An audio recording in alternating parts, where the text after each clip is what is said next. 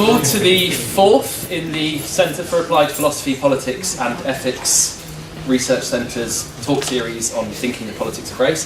Today I'm delighted to introduce Professor Gurminder Bhambra from the University of Sussex now, formerly the University of Warwick. She is a professor in postcolonial and decolonial studies. She's done a lot of work around global sociologies, connected sociologies. She's currently working on a range of things relating to Brexit, including the talk that she's doing today, which is on Brexit and Imperial nostalgia. So can we please welcome Gurminder? Thanks a lot for inviting me to come and speak here today. I'm really pleased to be here.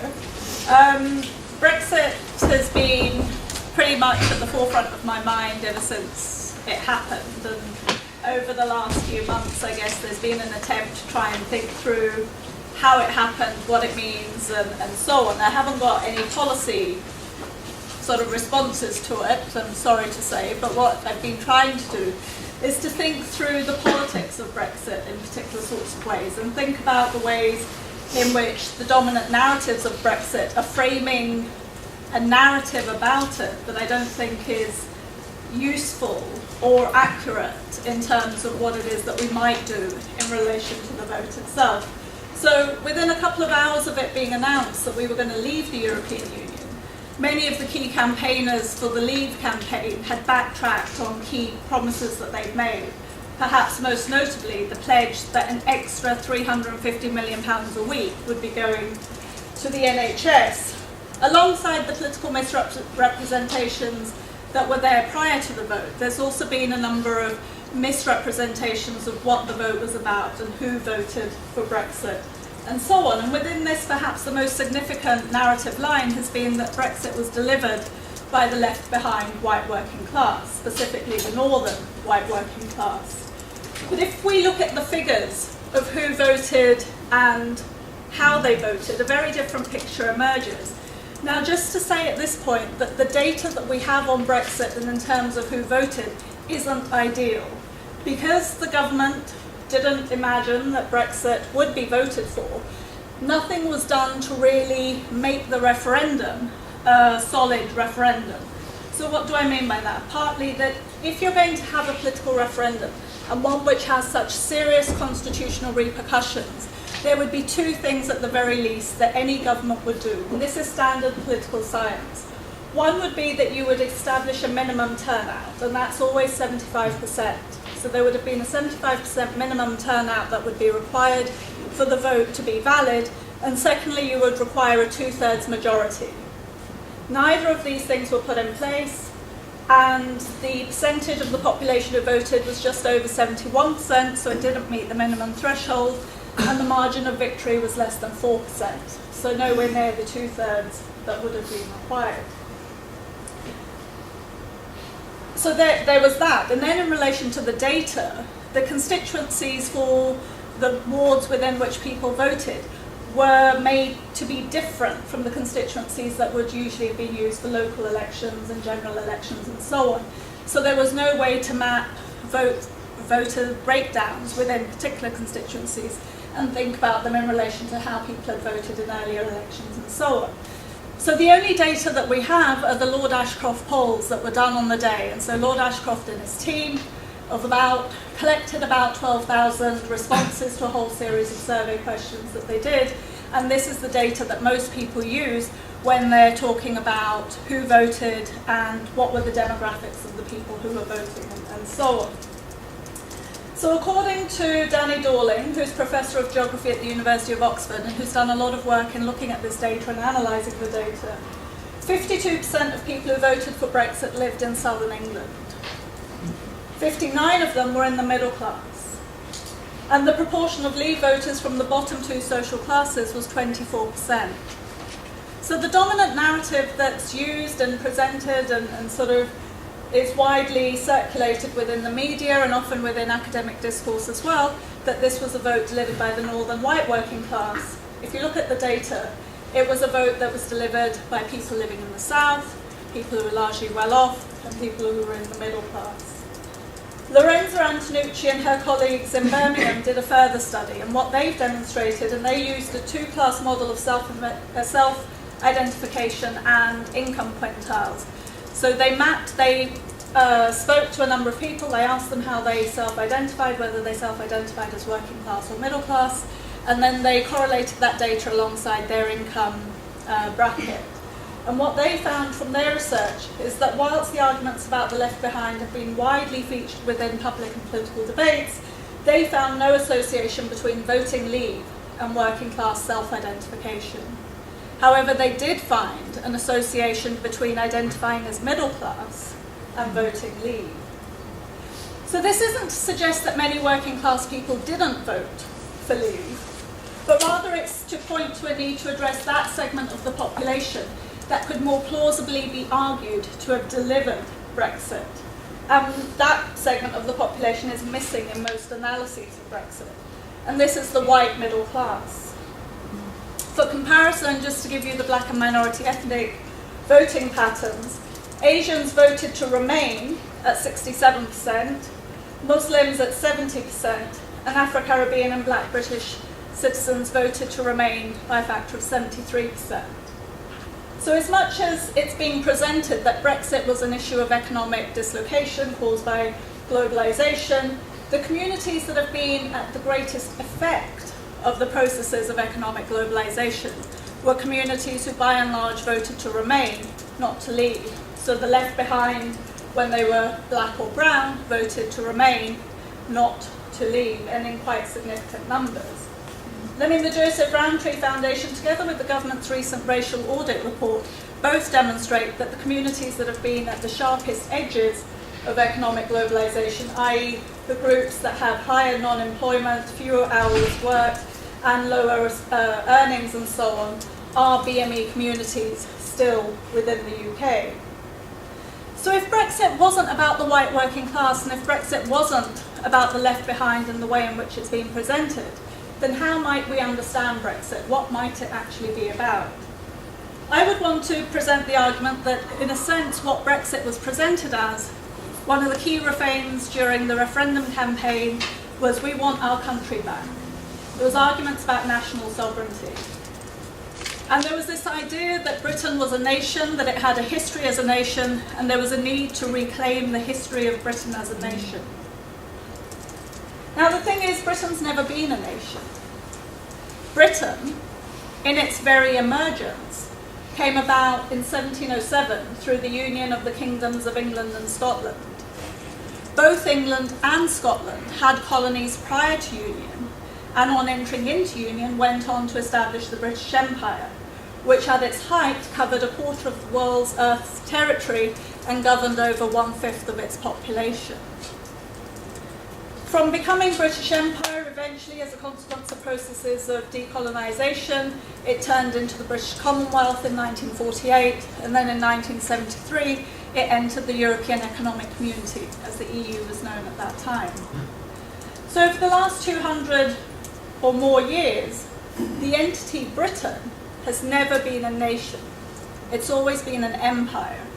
And in shifting from empire into becoming a nation, it joined the European Economic Community, and so in a sense never had to deal with the dislocations caused by decolonisation. It could ignore the fact of becoming a small island, as Andrea Levy has used the title as one of her novels. It goes from an empire to a small island, but that small island joins the European Economic Community, and in joining the European Economic Community continues to have a power on the world stage. It continues to be able to understand itself in terms greater than what it's come to be. So in part, I would suggest that Brexit is a delayed resentment against the loss of empire and the loss of privileges that empire had provided. And this is indicated in the current hostility that we see to multiculturalism. So whilst in the 80s there was a sense that the multicultural project was something that was in creation, that was something that people had bought into to some extent, what we've seen within recent months and perhaps the last few years has been a disavowal of the multicultural project, a sense that multiculturalism has failed, which has been presented by any number of commentators, and a refusal to work to address the empirical multicultural state that Britain actually is. So in that sense, I would suggest that Brexit is not just about the European Union. And it's not just about the status of EU citizens within the UK. It's also about the presence of darker citizens, and specifically the legitimacy of their claims of belonging. So if Britain is being presented as a nation, it's a nation that has a history as being white.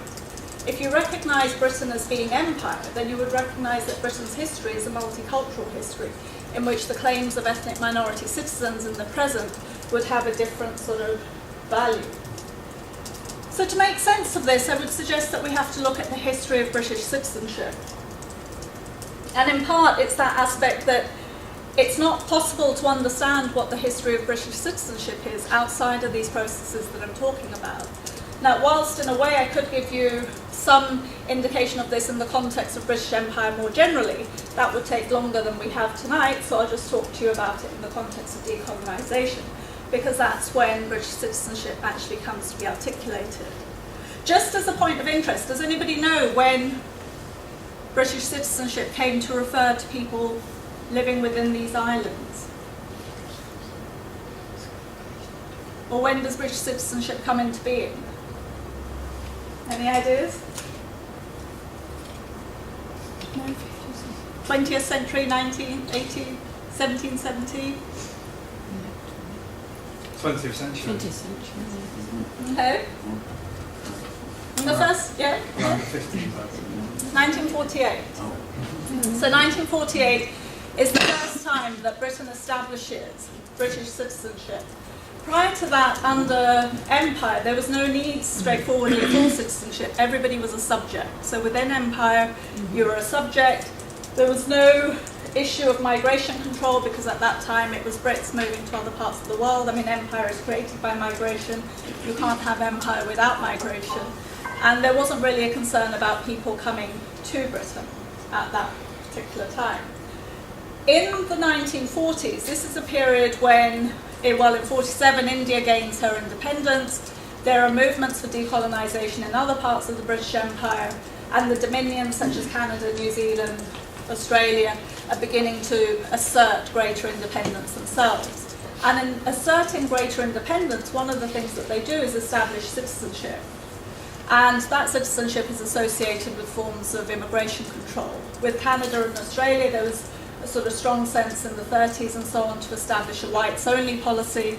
And this was something that Britain at that time had resisted, because in its sense, empire was a unity. And if empire was a unity, you couldn't have official racial hierarchies within it. So Britain opposed the whites-only policy and, and stood against that until much later. But in the 1940s decided that it needed to have a formal understanding of citizenship in its own terms. So the citizenship that Britain established in 1948, there were 4 types of citizenship, but two are the most important. The first is that you would be a citizen of the UK and its colonies. So there's no separate citizenship if you're in the colonies. It's one common shared citizenship. It's the same passport that you would have if you applied for it in London, or you applied for it in Nairobi or Dar es Salaam or Kingston. So there was one common shared citizenship. The other citizenship was Commonwealth citizen. And with that, that was given to any member, any individual who was a member of a country that was formerly a colony of Britain and had gained its independence and was now a member of the Commonwealth. So in 1948, Britain gave citizenship to around 800 million people. And you might think, why on earth would they do that? Well, partly, as I've mentioned before, this was a time when the direction of movement was from Britain to the rest of the world. It wasn't from the rest of the world to Britain, so there was no thought that the people to whom citizenship would be given would in any time soon come to Britain. It was just part of the grandeur of maintaining the sense of what empire had been, and to maintaining the sense of that global status was to have all these people as your citizens.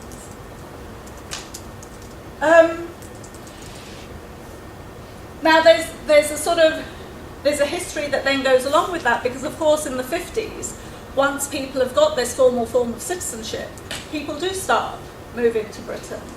And There are increasing concerns raised within Parliament, within the media, about coloured migration during the 50s and 60s.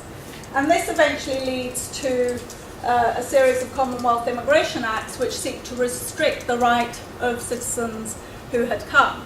Now the thing is, the citizenship that had been given in 1948 gave everybody the right to enter Britain, to live in Britain, to settle in Britain. So this wasn't just simply a right without substance. The citizenship actually had substance in these ways. So, where is this taking us? So you've got 1948 citizenship having been established. There's another event that happens in 1948 that's also significant to the story.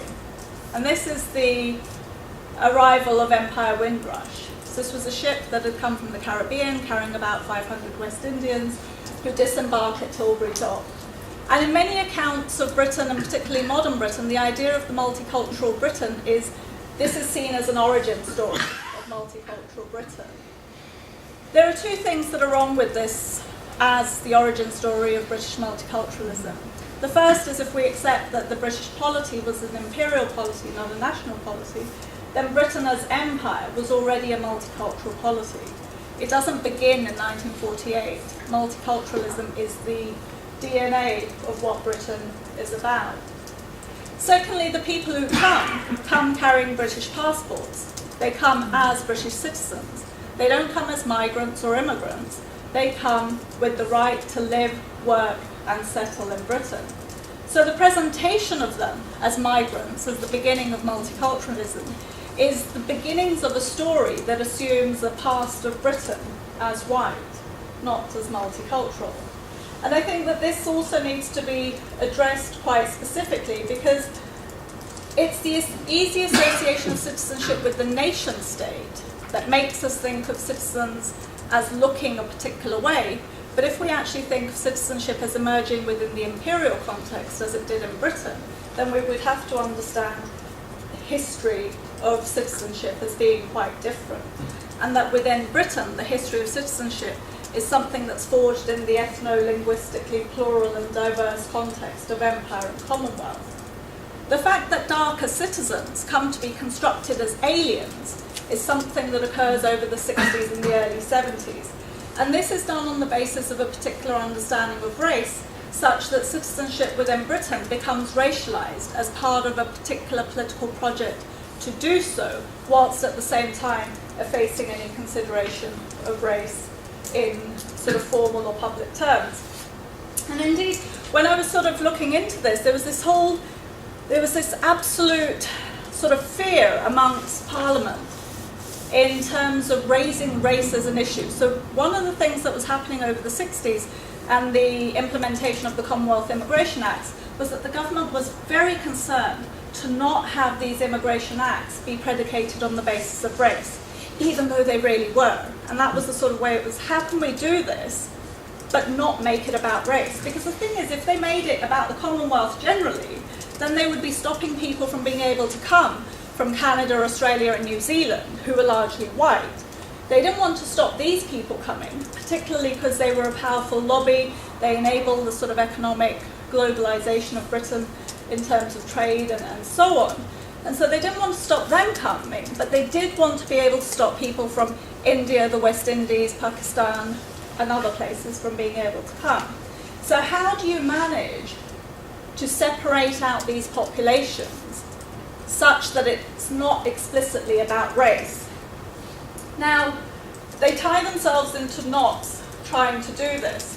And in part, they do that because in 1955, they set up an interdepartmental committee to assess the feasibility of migration, of the continuing of migration. And they suggested that there was a need for migration control, but, and this is the interesting point, and I quote, this would be impossible to justify on purely economic grounds, as the committee had not found any evidence that immigrants were an undue burden on national assistance. So much like economists' views today on migrants and non-UK EU citizens in the UK, there was no economic case to be made for these migrants, or what were constructed as migrants, as being an undue burden on national assistance. And so another explanation had to be found. There was also the issue, as I mentioned, that some within the cabinet absolutely did not want any sort of controls to be applied to people from the old Commonwealth, that's Canada, Australia, New Zealand. But then the Colonial Secretary, who at the time was Alan Lennox Boyd, he made it clear that he would find the exclusive application of migration restrictions to colonial immigrants intolerable. So there were also people within Cabinet, as Randall Hansen has argued, who were arguing strongly that if you were going to have something that applied to one set of the Commonwealth, then it had to apply to everybody or to apply to none of them. So these political divisions, there were political divisions within the Cabinet, and at that time there was an overwhelming commitment to the Commonwealth that triumphed over any wish to establish immigration control. So it's not as if governments have always wanted immigration control, and the question is just how well to implement it. In the 50s, there was actually division in government about whether this was a good thing.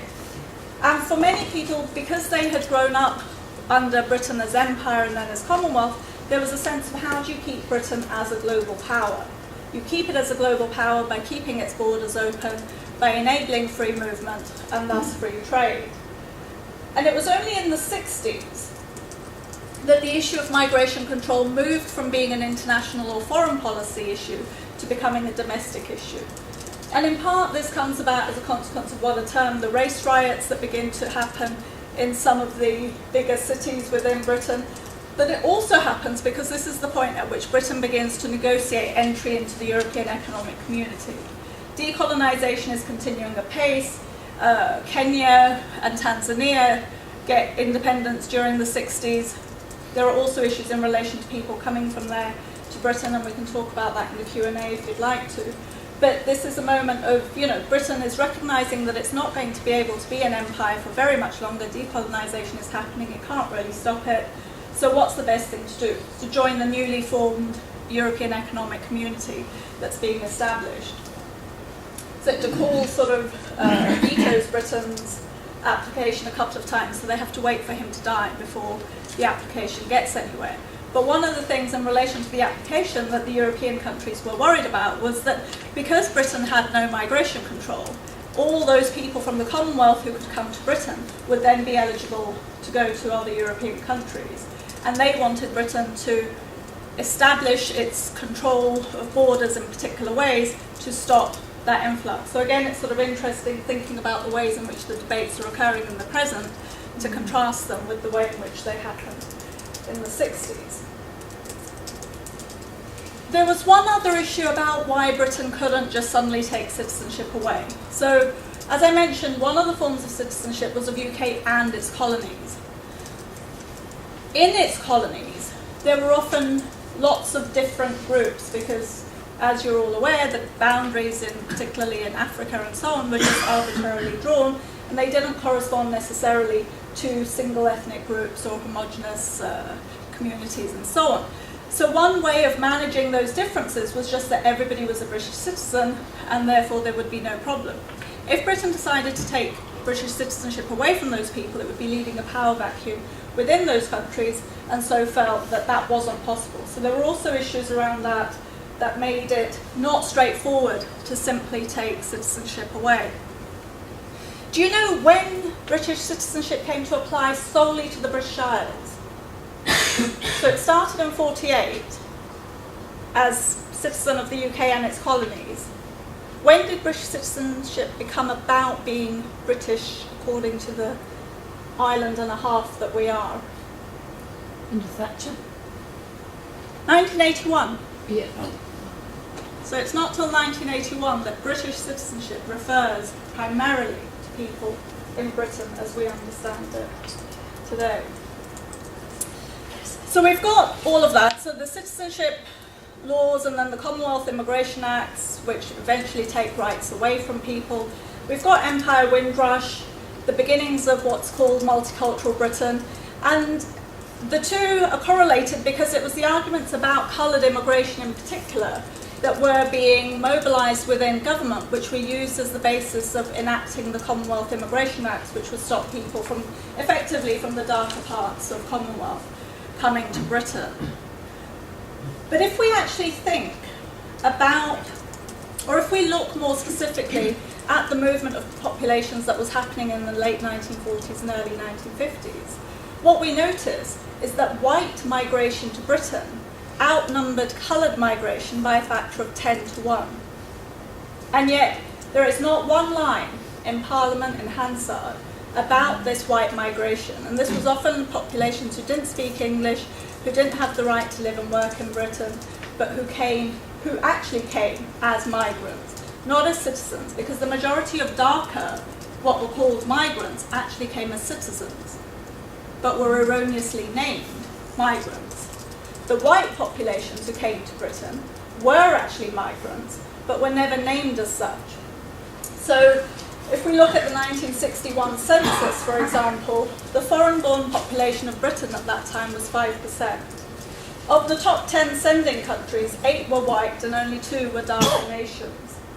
There were 683,000 people born in Ireland who were present in Britain, 121,000 from Germany and 120,000 from Poland who were present in Britain.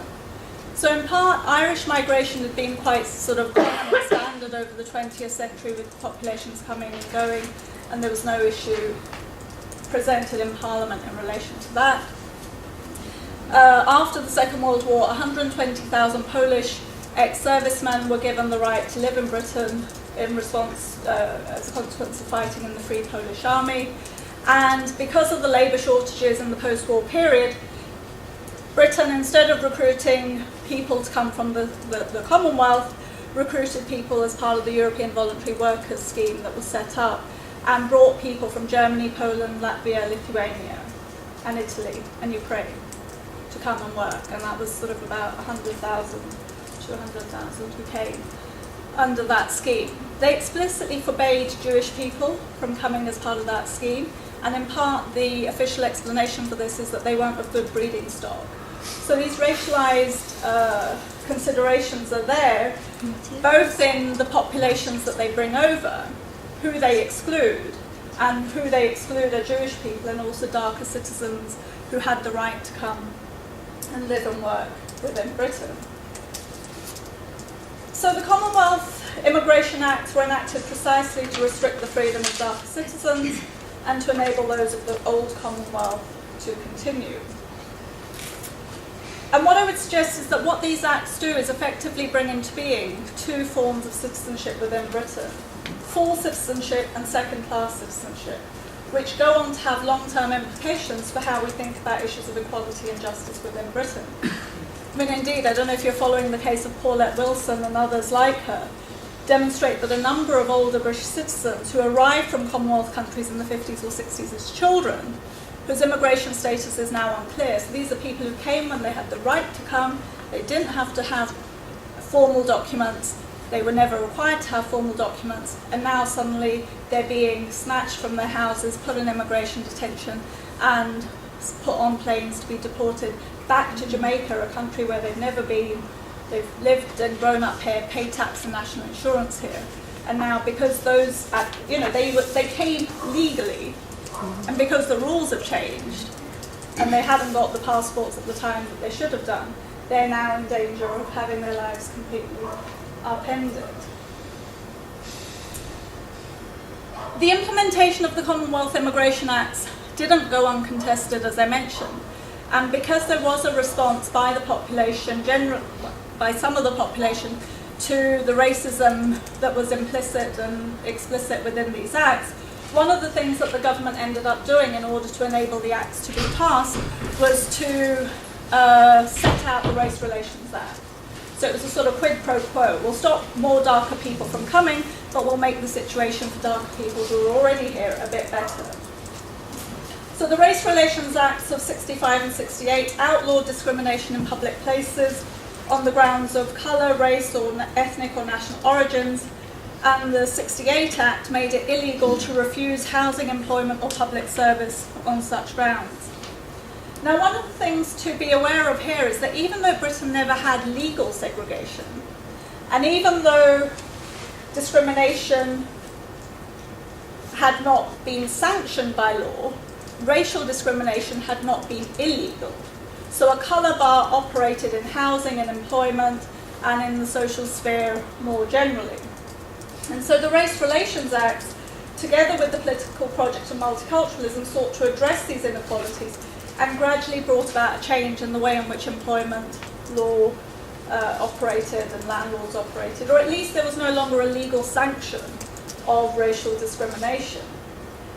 The project of redressing these previously tolerated inequalities, however, has led some to feel that the relative disadvantage that they had had is now under threat. So if we think back to the 50s and 60s, one of the things that we had here in Britain was that there were good working class jobs. There were good working class jobs supported by strong unions, where the unions maintained conditions of pay, employment, and so on. Many of these unions operated a colour bar. They wouldn't allow black or brown workers to join them. And so black and brown workers were never given access to the good jobs enjoyed by white working class communities. So think about where I lived until recently in Birmingham. Longbridge and the car factories operated a colour bar until it was made illegal for unions to operate such a colour bar. What that meant was that you had good working class jobs for white people, and black and brown workers, citizens within Britain, had to do precarious, low paid and non-unionised work. One of the things that the Race Relations Act, by making it illegal to operate such a colour bar, did was enable black and brown workers to have jobs at similar conditions as white workers. That movement upwards was experienced by some people as a decline, because that relative advantage no longer existed.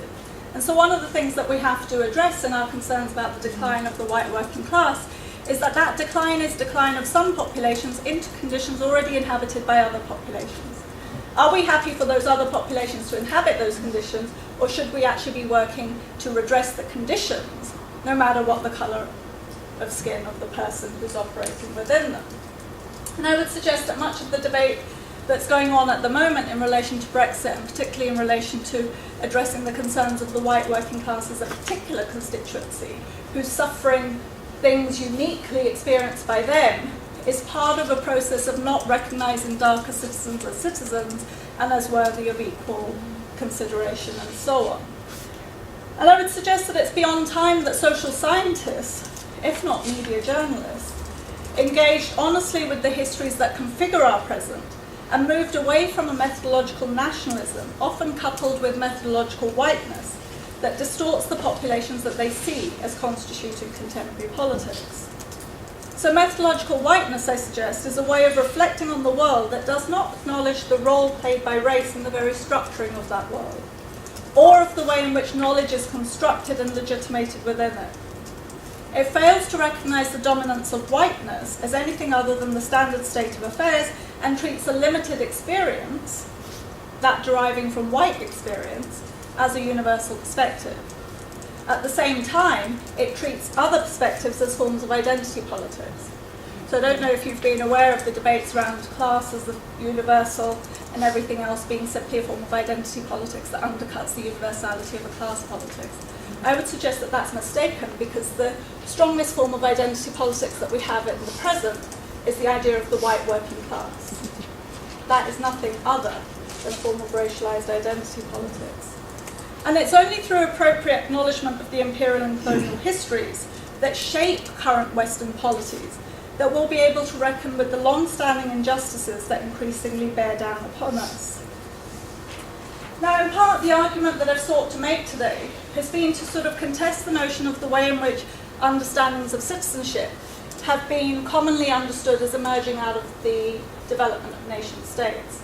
So most social scientific accounts of citizenship will locate it alongside processes that brought the modern nation state into being. And the discourse is generally, how do we turn migrants into citizens?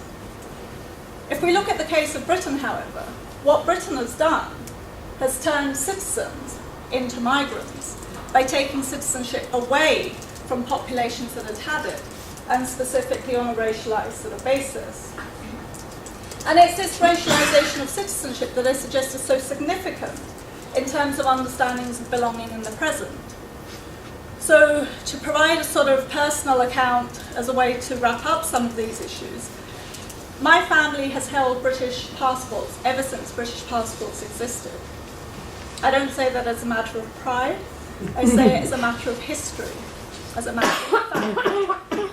And yet, when my parents, grandparents came to this country, not only were they treated as migrants, they were called migrants. I grew up thinking that I was a second-generation migrant. And how you can be a second-generation migrant, when the whole point about being a migrant is somebody who moves, is also beyond me, but nonetheless that's the terminology that we use within the social sciences. And it wasn't until recently, probably in the context of Brexit and such debates, that I was talking with my dad. And he showed me these passports. He's got them. His, my grandfather's. And they're all British. They're all citizens of the UK and its colonies. I was like, but if all generations of my family that could have held British passports have held them, then why am I just British? And then I was talking to friends of mine who, in the context of Brexit, were suddenly telling me that they were getting Irish passports or Swedish passports or French passports or Polish passports or German passports. And I was like, but how are you getting these passports? And they said, oh, well, my mother's Irish, or my grandfather was German, or, you know, my grandmother was Polish. I was like, so you're the descendant of an immigrant? They're like, oh, I guess so. It's like, has anybody ever called you a second-generation migrant? Like, no. What was the difference? They were white, I'm not. So whilst they were the children and grandchildren of migrants, and I'm the child and grandchild of British citizens, I'm the one who gets called a migrant, and they just get called British. What does that say about the concepts that we use? And how serious are we about changing what it is that we find ourselves in? And for this is why I think concepts matter. The shape of concepts matter, the history that's embodied in those concepts, it matters. Because by thinking about our history more expansively, we can change the concepts that we use, and those concepts can enable us to rethink the politics that we find ourselves in. And at no time, certainly in my lifetime, has it felt more urgent that we do so. Thank you.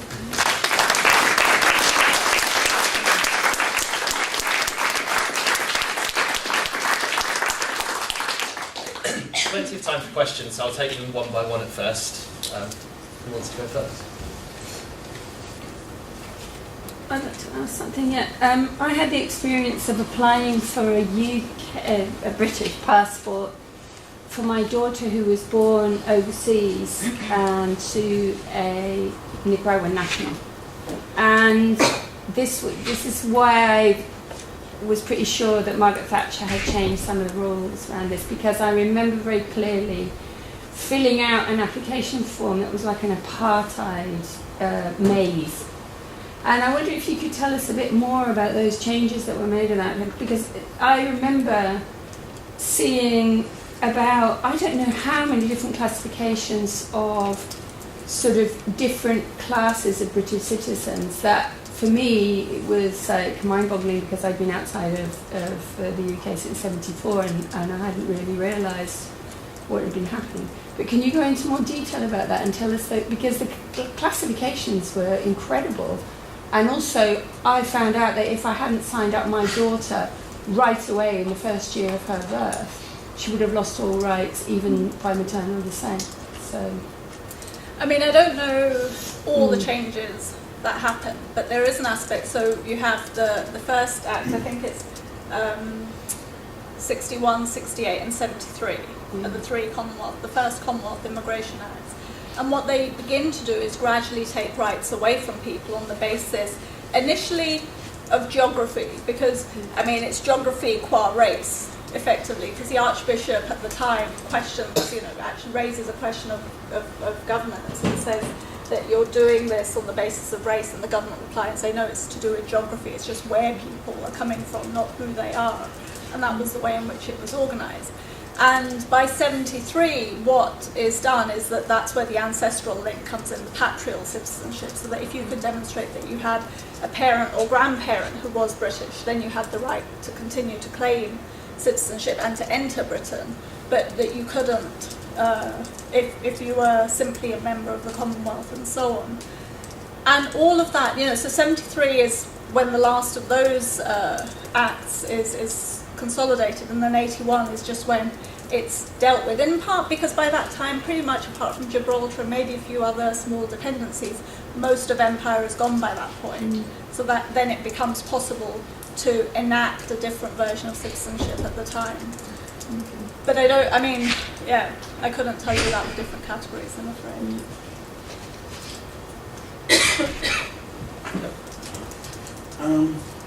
In quite a lot of the media reporting I've been listening to over the last couple of years in regard to Brexit, including the referendum campaign, a lot of the talk of it as regards immigration and migration was precisely about the Eastern European migrants, as they were called, coming in, although they're EU citizens, so they were all part of citizens of the EU, of course, after Maastricht. And from 2004 onwards, when the former Eastern Bloc countries joined the EU. Now they, of course, nobody could deny, and it wasn't denied, that of course they were nearly all white. And this was thought of as changing the immigration issue. I wonder what your comments are about that. I mean, so one thing is that whiteness isn't stable. No, the Irish weren't always white, yeah, and become white through particular sorts of processes. In the same way that populations gain whiteness, they can also lose whiteness.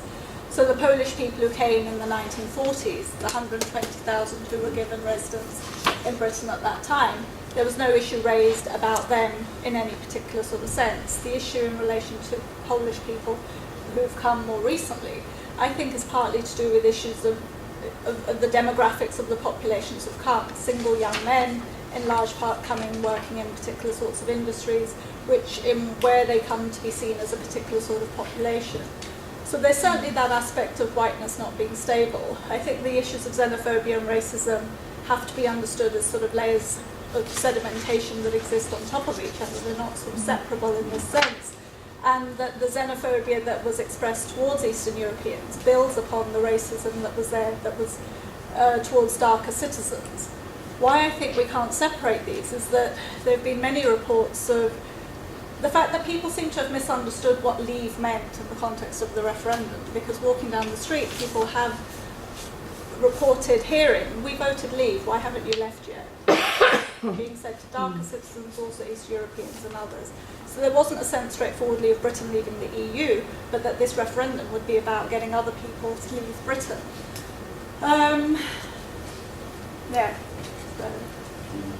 Indeed, the Irish immigration was a political issue in the 19th century.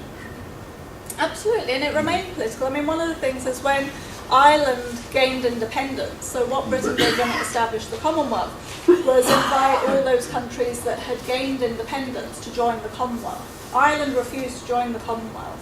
But then the issue was, if Ireland refuses to join the Commonwealth, given that Britain relies so much on Irish labour, and particularly migrant Irish labour, and Britain didn't have immigration control at that time except for aliens who were sort of outside of Commonwealth, how were you going to deal with the issue of the Irish coming? Because you didn't really want to turn them into aliens and have to do all the border control and so on. So the government came up with this very neat solution. The Irish are not part of the Commonwealth, and the Irish are not Commonwealth citizens, but we'll treat the Irish as if they were part of the Commonwealth, and we'll treat the Irish citizens as if they were Commonwealth citizens. So that's actually legal status, as if. So even though they're not, they're treated as if they are. So within the referendum that happened, Irish citizens, even though they're not Commonwealth citizens, but are treated as if they're Commonwealth citizens, could vote in the referendum, whilst all other non-UK EU citizens couldn't vote. And all Commonwealth citizens resident in Britain could vote. So in part, there's been a lot of discussion about the BME vote, and that even though it's 67 to 73% for Remain, that still leaves a third who voted for Leave, and you have to sort of think, well, who are that third? And in part, that third includes Commonwealth citizens who aren't British, who have the right to vote in this referendum. And given that they don't have the right to bring their family, their grandchildren, their grandparents, or whoever it is that they want to bring to here, but any EU citizen does have the right to bring anybody to here. And they were told quite explicit. You know, I mean, and you may not sort of believe this, but if we believe that some people did vote for Leave on the basis of £350 million extra a week going to the NHS, then you have to also accept that the head of the British Curry Association, I think, I don't know what the official title is, but he came out recently with a statement sort of saying, well, prior to the referendum, the government told us that we'd be able to bring curry chefs over from Bangladesh and Sri Lanka, and that's why we voted for Leave. But it doesn't seem like they're going to allow us to bring these people over. Do you think we were lied to? It's like, well, maybe, you know. But people believed what they were told. They may have wished to believe it, but they believed it. So what do we do? Oh, I've got loads. I'll go from front to back, so yeah. I'm Irish, and I do find it very odd that I could vote in the local elections. And I was wondering what you think, because I'm one of those, I didn't know about the as if or the Commonwealth thing. And I did wonder in the last couple of days whether we would lose on whiteness if there is an issue of being on the border. What do you have any comment on that? I mean, I think they've sort of, Not that I- Ireland points to the impossibility of Brexit. yeah. So to lay it out for people who may not be aware of it, everybody in Northern Ireland is a British citizen. But they also have the right to have Irish citizenship by virtue of being Irish. So when you're talking about where the border is going to be, if you have a border between Northern Ireland and Ireland, you're stopping Irish citizens from being able to travel from one part of Ireland to another part of Ireland. If you have the border between Northern Ireland and the rest of Britain, you're stopping British citizens from being able to travel across the border. There's no way of solving this conundrum. It is impossible. So Boris it's... Johnson lovingly referred to it as the Irish question, which is something like the Victorians referred to it as. And it's really distressing because it's, I mean, my family bought Hindus from the independence and they sacrificed a lot. You know. I mean, there was hardly any mention of what the implications would be for Northern Ireland in the context of the Brexit debates. I mean, personally, I just don't think that anybody believed that Brexit was actually going to happen. Even the Leave campaigners, they wished for it not to happen, but to be enough of a thing to destabilise the government as it was then and coming. You know, I mean, there's all sorts of stuff, but nobody presented any serious account of what would happen post-Brexit, and certainly not in relation to Ireland. And I think that's an absolute disgrace. Anthony? Thanks very much. First, I'd like to say I agree with absolutely everything that you say. Secondly, just anecdotally, my mother's Australian, so I can confirm that I've never been considered a migrant. And my mother, to the best of my knowledge, has never been subject to any anti-immigrant kind of discourse. Even though she lives with a man, her husband, oh, what does that mean? Who has expressed multiple times anti-immigrant sentiment, and I've pointed out to him, you do know your wife, my mother, is, you know, he cannot see it. It's pure racism. And I'd say to him, Dad, that's pure racism. No, I'm not racist. So there's a whole set of other layers going on with that discourse around white Commonwealth immigrants. Well, she was citizen, so yeah, I just wanted to say that. Thirdly, the actual question, although I've got two questions, is if you could maybe elaborate. No, sorry. But thirdly is the narrative. I was really interested in the stats about BME voters because I remember a video came out which seemed to be quite authoritative. I don't know if it was John Harris in The Guardian, which I know you shouldn't trust in, but and it had interviews with people of colour from Birmingham who voted Leave. And the sort of narrative of this film, it was only Channel 4, it was quite a kind of mainstream, well-done documentary saying, look, this is the truth. The people, you know, so it really supported that narrative that it was the white working class, but also, you know, concerned second-generation immigrants who obviously aren't second-generation. So I wondered what other ways you thought that this narrative was made, right? How did it stick, even though it's not borne out by the facts? what were the forms in which this was so powerfully done? And then my fourth point and question is about France. And I just wondered if you knew about the French citizenship laws. Right? France has been quite explicitly racist in the last kind of 10 years, maybe 50 years. I don't know. But in its legal and open political policies with regards to immigrants, it's much more explicit than Britain. They don't really try and hide it. So I just wondered if you knew more about the kind of French approach to citizenship vis-a-vis British citizenship, and there's parallels and differences. Okay, thanks for that. So there's a couple of things, in response. One is this distinction between citizens and migrants. So in a sense, you're saying, your relative or whoever sort of makes this distinction. That's one thing. When social scientists continue to make that distinction, I think that's deeply problematic. So I've been at conferences, migration studies conferences recently, where I've sort of said what I've said and said, I'm not a migrant, I'm British.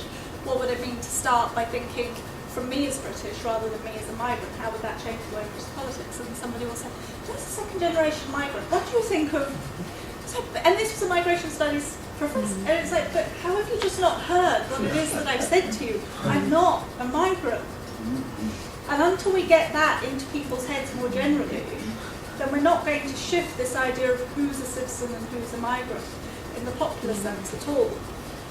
On the BME stats, it was something, I've never seen so many BME people on TV as I did prior to the referendum, and all of them saying exactly the same thing.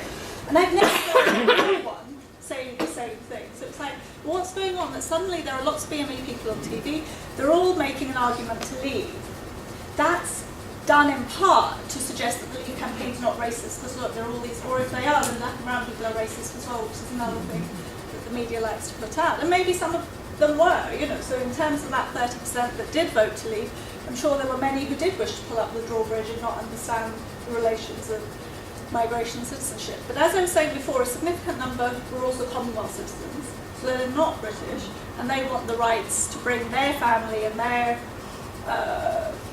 people over in the same way that EU citizens have. Given that Britain has had this long history with the Commonwealth and with the EU only for 40 years, why should these people get preference to them and so on? So that, I'm sure, was part of it. But here's another thing. From 2010 to 2015, the rate of unemployment for young people fell. How does it go? So from 2010 to 2015, the rate of youth unemployment overall fell by 2%. For BME young people, in that same period, it rose by 49%. So in a period when youth unemployment is going down, just a small amount, but for BME populations, it's increasing at an astronomical rate. And then people look around themselves and say, well, who are these jobs going to? You go to shopping centres, who's working in the restaurants, who's working in the service industry, who are getting the jobs that young people get? It's not black and brown people anymore. And so there is a sort of concern, not that they would necessarily blame European young people who've come over and are taking up many of these jobs, but the employers for employing them. But that's a harder argument to get across, that the issue isn't the people who are directly competing with you. The problem are the racist policies that have employers employ white people over dark people, even if the dark people are citizens.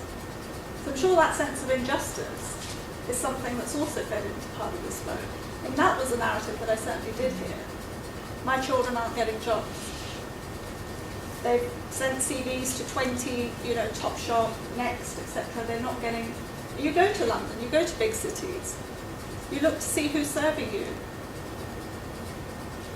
There has been a shift in the demographic of the population taking up those entry-level jobs. So I think that also has to be taken into consideration. I've got Mark, then Kathy. If anyone else has a question, can you raise your hand now? I'll put you on this list. Yeah, thanks, Gurminder. That was really good about challenging those narratives, particularly around class. What about the other narrative around age? Because there's a narrative that is older people who would have been, the joke about UKIP taking us back to the 50s, but that was this 50s of universal empire citizenship. So what about, is there any sort of analysis of that demographic? I mean, I think the analysis is that the older you are, the more likely you were to vote Brexit, and that in part that feeds into this idea of the imperial nostalgia. That yes, it was universal citizenship, but it was universal citizenship when the people who occupied that were mostly not here. So the movement of darker people to Britain sort of increases more towards the late 50s, early 60s, and particularly, ironically, after the Commonwealth Immigration Acts get put into place, because then suddenly there's a sense that the drawbridge is coming up, so you better get in quickly. So there's a spike then, but not so much earlier. So when people talk about wanting to go back, it's going back to a time that they imagined that Britain was white, that they always got waved to the head of the queue, all these sort of bizarre things that have been reported as what people say. But definitely age was one of the key. The problem was young people didn't vote. So young people weren't registered in the same numbers as older people are registered, and they didn't come out to vote. But it's not just young people. In London and Scotland were the two places that voted more to remain than to leave, but they were also the two constituencies that had the highest abstentions. So if London and Scotland, the population had voted in the same numbers as across the rest of the country, I wouldn't be standing here talking to you about this right now. So it's the people who stayed away, who didn't bother to go out and vote. I mean, in Scotland, you can understand it in part. They'd had a referendum, 3 elections and whatever within the space of a year, so there was probably some sense of election fatigue. But in London, what was the excuse? Tasmania, that was really interesting. I wanted to ask you about but the fact that Brexit was about race. Everything in this country is about race, but the Brexit's so obviously about race. I'm just wondering about this narrative about the white working class, inverted commas, since you're saying it's the white working class, but this narrative about the white working class is delivering Brexit. I wonder if you could say a bit more about why that seems to be so powerful across the board, not just in the usual suspects, this idea, and similar to Trump, some idea that this is about a disenfranchised white working class. I wonder why that particular narrative, which is not true, is so powerfully, it's such a powerful paradigm for understanding what's actually a thing about race. I mean, I think in part it's to deflect consideration of race. Because if you would say, well, it was the white working class who did this, but you can't blame them for it because they weren't being racist. They look how they're suffering, isn't it terrible? And then you go into discussing that, as opposed to sort of looking at things in the round. And that's why I sort of say, it really wasn't the white working class who delivered this, it was the white middle class. And if we don't focus on the white middle class, and then you can't make the same sort of excuses for them, oh well, they're suffering from economic dislocation, they haven't got the education, which is another thing that's often presented by others, and so on, or they don't know better, all those sorts of things. So that patronising presentation wouldn't work if you were doing it to the middle class. And so there's the focus on the working class to deflect those sorts of attentions. And I think it's the same absolutely in the States as well. That again there, the majority of the population that voted Trump in disproportionately was white, middle class, college educated. It wasn't the disenfranchised Rust Belt white working class. It just, if you look at the data, it just wasn't. And it's interesting when you look at the key proponents of these discourses, they're Etonian educated.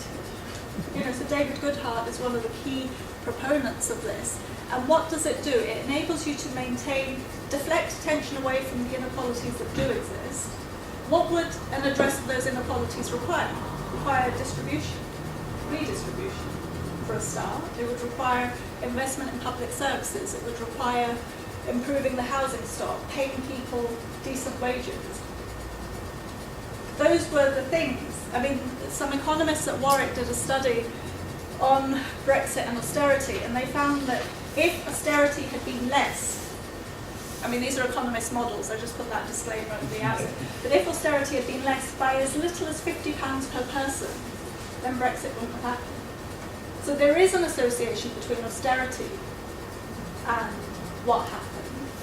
But if we focus on immigration, then we don't have to address austerity, we don't have to address these socioeconomic inequalities that exist and do require address. So this is why I'm saying that I think some people did believe the £350 million extra a week would go to the NHS. They wanted it to go to the NHS.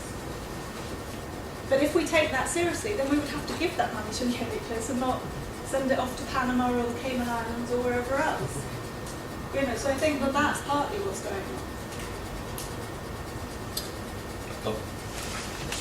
Yeah, thank you. I really enjoyed your talk.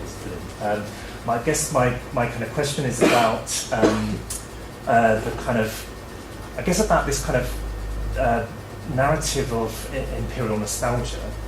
And I guess I was really interested in what you were saying about how, you know, there's a kind of a nostalgia for something which is kind of imagined as, you know, kind of like, you know, as a kind of, or a nostalgia which kind of disavows that kind of, you know, sense in which citizenship was something born of empire, and kind of imagines a kind of white privilege in terms of citizenship, which doesn't match up with the kind of history of that, and how that sits alongside, I guess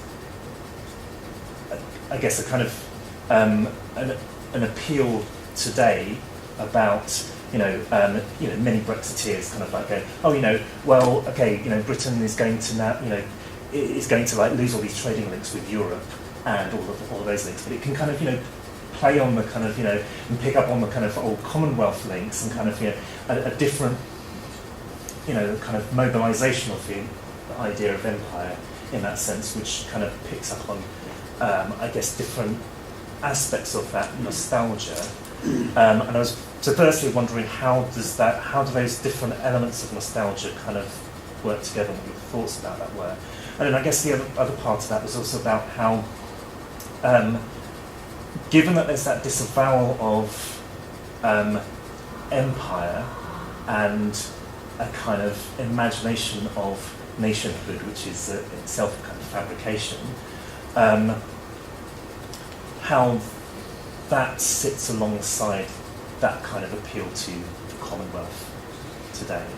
Does that make sense? Yeah. I'll try. I mean, the thing with empire and trade is that one of the things that was presented was Empire 2.0. So Liam Fox was, you know, it doesn't matter about leaving the EU, we'll just establish Empire 2.0. Except when he went to all these former imperial colonies, and they were like, well, we don't want it on the same terms as Empire 2.1.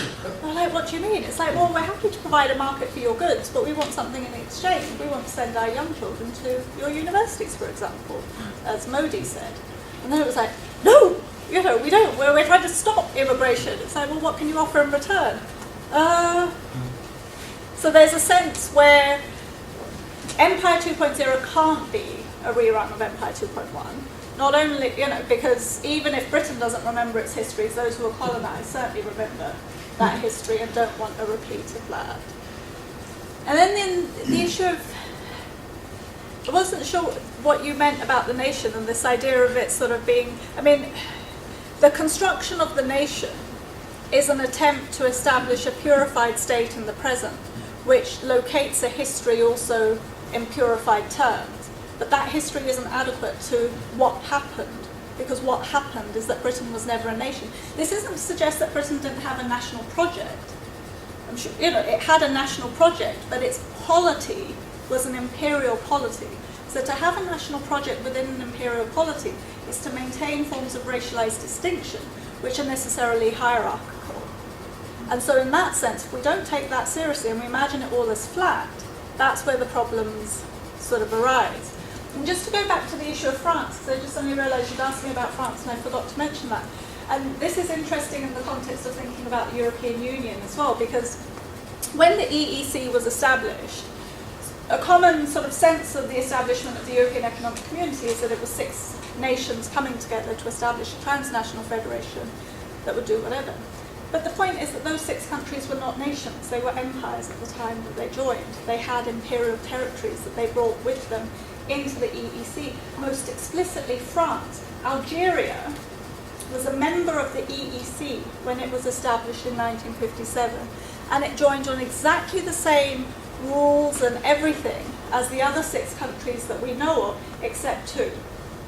One was that black Algerians would not be paid the same rate of wages or social insurance as white Algerians or the white French or the white Belgians. And secondly, that black Algerians won't have the right to move amongst all the countries of the EEC as all other citizens would have the right to do. So the European Economic Community was a racialised project from its outset. in the same way that France as a nation was a racialized project.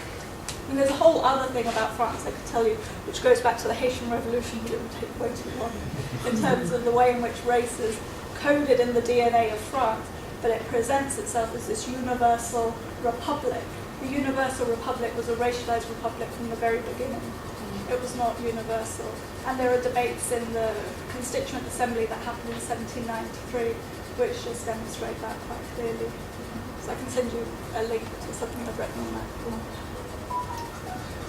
I wonder if you could just say a bit more to complicate that story about the history of citizenship in Britain, because it's, unless my memory is sort of even worse than I think it is, it's really quite recent that passports contain the term citizen rather than subject. So when did that shift away from subject to care? And how does it mesh in with this sort of mythology of citizenship? It happened a little bit earlier than you might want. So it did happen in 1948. So 48 is the point at which, prior to that, everybody was a subject of empire. And in 48, the passports that come into being after that, you're a citizen of the UK and its colonies, is what it will say. It may also say that you're a subject of the Queen or things like that underneath it, but the legal category was citizen of the UK and its colonies. And if you go back and find old passports, it will have that on them. So it was just the sort of addendum, and you're a subject as well. Yeah. And I don't know when that disappeared. It's quite hard being a disappeared. citizen and subject. Yeah. So it's just one of these curiosities.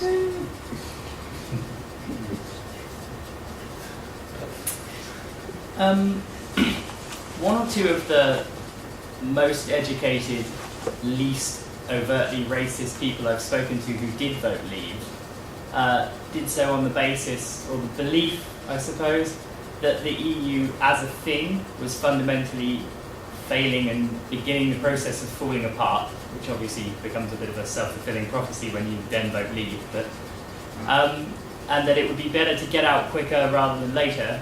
What are your thoughts on that? So I've written a lot on Europe and the European project, and it's entirely critical. So there's nothing, glorifying the EU or anything like this. And it was terrible. I was talking to a friend of mine from Sweden a little while ago, and he said to me, "So how did you end up voting?" I was like, "What do you mean?" He's like, "Well, I saw you like 6 months before the referendum, and you said you weren't sure because what was the point? Because the EU was terrible. Britain, it's like, what would be the point of voting?" I was like, I couldn't believe that I'd held such a view at that point, because what happened in the lead up to the actual June 23rd, the 3 or 4 months prior to that, was that the debate became so toxic, so racialized, so racist, that it became impossible for me to do anything other than vote Remain, because there was no way that I wished to be part of anything that was associated with the toxicity that the Leave campaign in its public presentation was about. That isn't to suggest that I have any real love for the EU as a project. As I was saying to you, that at its outset, it's a racialized and colonial project. The other thing about the EEC and its establishment was that it comes to be established in the aftermath of the Second World War. You've got the Soviet Union and you've got the US. Europe has to reconstruct itself, and it doesn't have the land, labour or resources to do it. So what does it do? It takes Africa.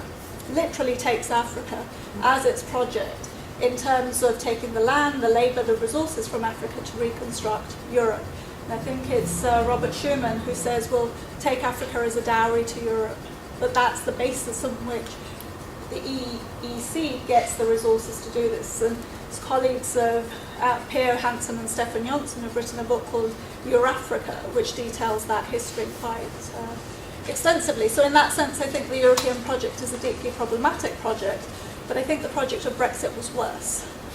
So it was a matter of choosing between those. And again, it's different, so some people said, oh, well, we never should have entered. That's a different argument to whether we should now leave. So whether we should have entered or not was a debate to be had in the 70s, and people had whatever positions they had in the 70s. But 2016 was not the 1970s. Different decisions had to be made at that time because the time was different.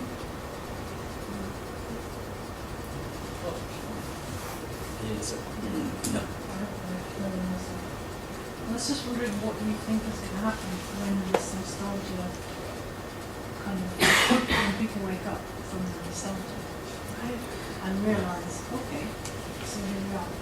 If any thinking of that, and you know, the need for a kind of a nation in us, some kind of, because there seems to be a kickback against having an international identity in that sense, because I think there are ways to sort of think. I mean, one of the things in talking to people, and particularly people who are non-UK EU citizens, and the fears and concerns that they express about, you know, I mean, it may not come to this, but you know, certainly colleagues and friends of mine express fears of, you know, if they have camps, if they have lists, if they start deportations, what happens, and so on. And this is an entirely dystopic future that's sort of being mapped out. And one thing that I sort of say in relation to that is that dystopic future that's a future for you is actually already the present for many people, including British citizens like Paulette Wilson and others who came in the 60s and 70s. They are in camps, they are facing deportation, their names are on this. They're not allowed to get rented accommodation, you know, that this stuff is already happening. So if we care about it in relation to non-UK EU citizens, we should also be caring about it in the context of darker citizens and darker migrants to whom this is already happening right now. Yeah, just to follow up on that, I just moved here when Brexit started happening, and just when the discussion started happening, and I was really angry at the Leave campaign, but I was actually angrier at the Let's Stay campaign, because we saw two different kind of flags going on at the same time. One was the UK flag, I didn't agree with, and the other one was a European flag. So there was no space for actually having a critical discussion on what is going on. And the second thing I saw was European citizens having this moral panic around losing their privileges and their rights, as if indeed it was the first time it happened in history. And I thought that also didn't leave a space for a critical discussion on what's always been happening in Europe, in the UK, around the violence of borders, the violence of empire, and the condition of migrants within Europe and within the UK. So, yeah, I think both discussions were really frustrating. And if we're going to have any hope of having a different sort of future, then those things need to be brought together and acted upon together, really. I want to thank you for a very interesting presentation, and you did deconstruct a lot of the myths around Brexit. I'm actually involved in the Labour Party now, to my detriment, but I mean, I think it's worth working with them up to a point. But I just wondered, because I was at a conference as a delegate for Pavilion, and I wondered what your assessment, obviously you haven't got time to go into detail, but of Keir Starmer's position on Brexit. I think the Labour Party obviously in some ways is between a rock and a hard place, but I just wondered if you could give me some feedback on your position. I don't think the Labour Party has to be in a hard place. There was all this stuff about Labour voters voting leave, and that this was why the Labour Party couldn't address issues of Remain and so on. But as many Labour percentages are the same as percentages for the SNP, for example. So 66% or 67% of SNP members voted to Remain, 66% of Labour Party members voted to Remain. So that's another myth that's part of in the general circulation that doesn't stand up to scrutiny. I mean, I think the point is that Labour has to have a position. And the only position that I think it can have in the context of how things seem to be going, and if a general election is likely, would be to stop Brexit. That has to be the position. How is it that one vote on one day, without even a 75% minimum eligibility of the population voting, can that decision have to stand forever? Are we not allowed to change our minds? You know, I mean, there's no other context in which a decision that gets made has to be carried through to the death.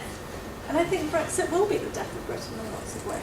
Because in a sense, it's already pointing to the absolute impossibility. Every civil servant who's been tasked with delivering Brexit has resigned or left. The only people pushing Brexit are the politicians, because they believe their next election cycle depends on it. But in terms of the actual people who work and are tasked to deliver it, like, we can't do it.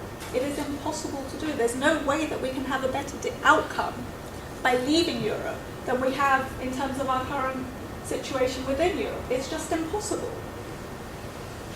Could I respond to that? I think I agree with everything you say, and I do take that position myself, but I think the argument within the Labour Party is that even though the majority of the Labour Party did vote Remain, that the MPs in the north, which in a way is debunked by your argument, would come from regions where the majority voted for Brexit.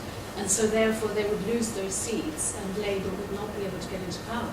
So unless they accepted that austerity was why Brexit happened and sought to address austerity. So in a sense, you know, the only investment that there is in the regions comes from the European Union. There is no national plan for investment within the regions at all.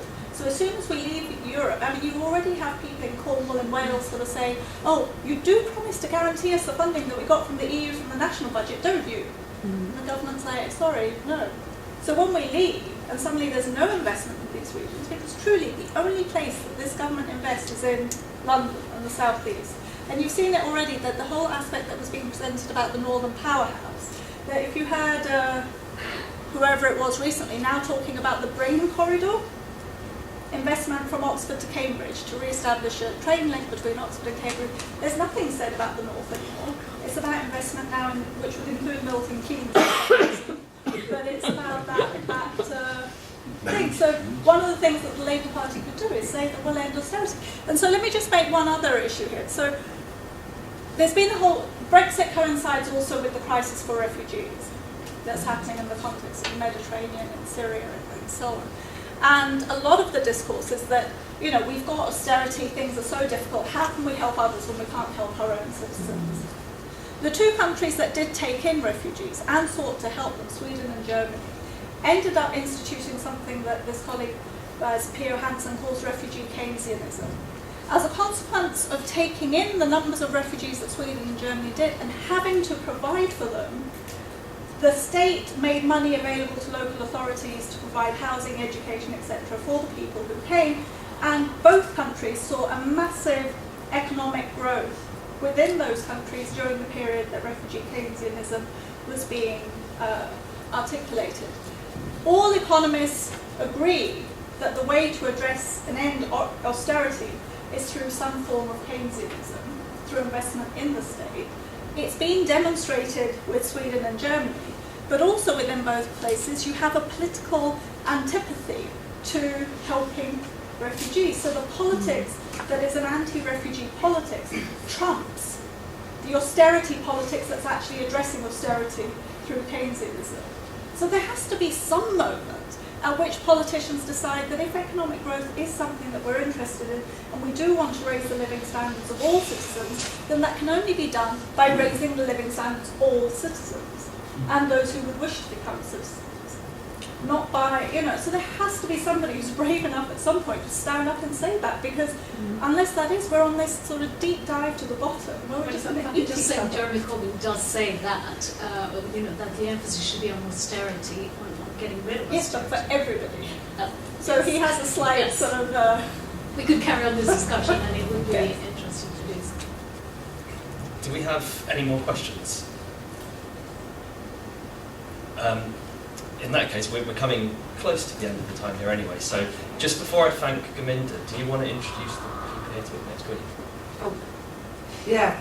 Sorry, yes. Next Thursday, people who are interested, the Philosophy, Politics and the Historic Society having their seminar. It is on the 14th, and it's Tim Mazar speaking about fugitivity and Black Studies. So people are more than welcome to come along to that. It's in the Pavilion Parade in room G7. And actually, in terms of thinking about questions of race, which this series is speaking about, it's quite a nice synchronicity. So please do come down on the 14th at 6:30. And the next in this series is next term. Yeah. So this series will begin again next term, and we hope you'll all come again. But and shortly we're going to be going to the Wagon and Horses. You're all welcome to join us as usual. And finally, can we thank Gurminder for fantastic.